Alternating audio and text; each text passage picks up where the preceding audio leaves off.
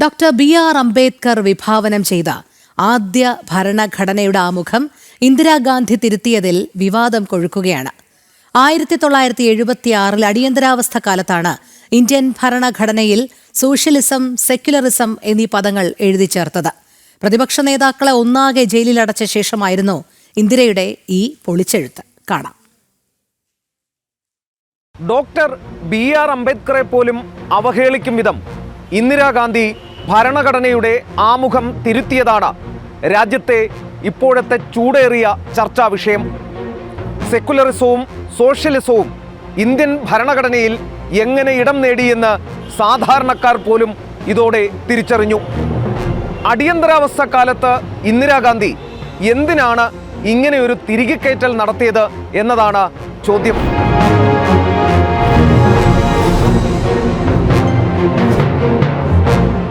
ഇതാദ്യമായല്ല ഭരണഘടനയിലെ സോഷ്യലിസവും സെക്കുലറിസവും വിവാദമാകുന്നത്.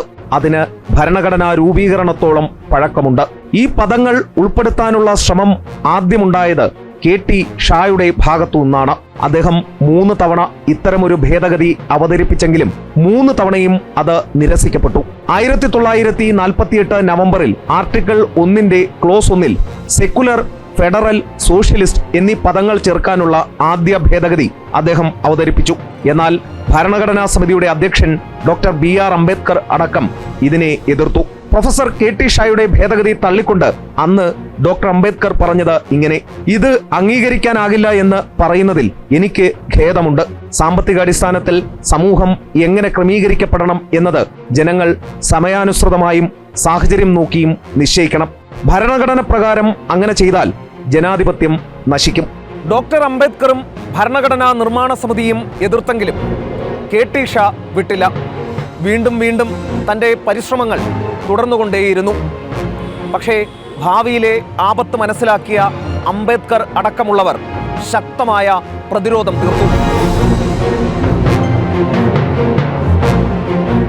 1948 December 3 K T. Shah India being secular എന്ന പേരിൽ ആർട്ടിക്കിൾ 18A എന്നൊരു പുതിയ വകുപ്പ് ചേർക്കാൻ ശ്രമിച്ചു. ഈ ഭേദഗതിയും ചർച്ചയ്ക്ക് പോലും അനുവദിക്കാതെ തള്ളി.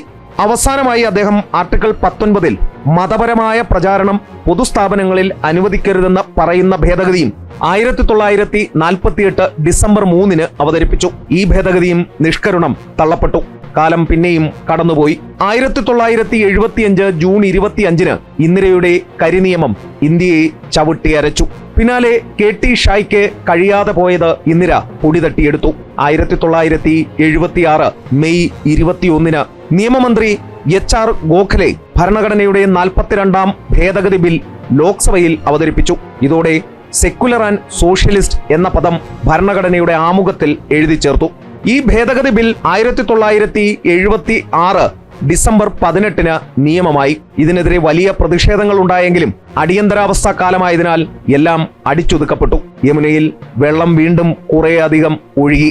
കേന്ദ്രത്തിൽ സർക്കാരുകൾ മാറി മാറി വന്നു. 2015 സോഷ്യലിസവും സെക്കുലറിസവും പാർലമെന്റിൽ ചോദ്യം ചെയ്യപ്പെട്ടെങ്കിലും അത് പല്ലും നഖവും ഉപയോഗിച്ച് എതിർക്കപ്പെട്ടു. നിലവിൽ RSS സർക്കാരിവാഹ് ദത്താത്രേയ ഹൊസബളയുടെ പ്രസംഗത്തോടെ അടിയന്തരാവസ്ഥ കാലത്തെ ഇന്ദിരാഗാന്ധിയുടെ ഭരണഘടനാ വിരുദ്ധ ചെയ്തികൾ വീണ്ടും ചർച്ചയാവുകയാണ്.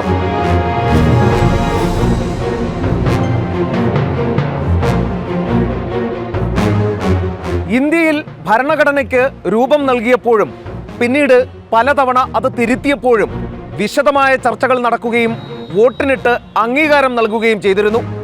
എന്നാൽ കരിനിയമത്തിന്റെ മറവിൽ ഇന്ദിരാഗാന്ധി പ്രതിപക്ഷ നേതാക്കളെ ഒന്നാകെ ജയിലിലടച്ച് സെക്കുലറിസവും അതോടൊപ്പം സോഷ്യലിസവും തിരികെ കയറ്റിയത് എന്തിനെന്ന ചോദ്യത്തിന് ഇന്നും മറുപടിയില്ല.